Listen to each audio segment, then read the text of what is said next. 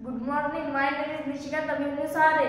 I learn in 7th standard. CARE care म्हणजे काळजी. WONDER wonderful म्हणजे अद्भुत. REGULAR regular म्हणजे नियमित. FRUIT fruit म्हणजे फळ. VEGETABLE vegetable म्हणजे भाजी. ENOUGH enough म्हणजे पुरेसा. EXERCISE exercise म्हणजे व्यायाम. HEALTH हेल्थ म्हणजे आरोग्य.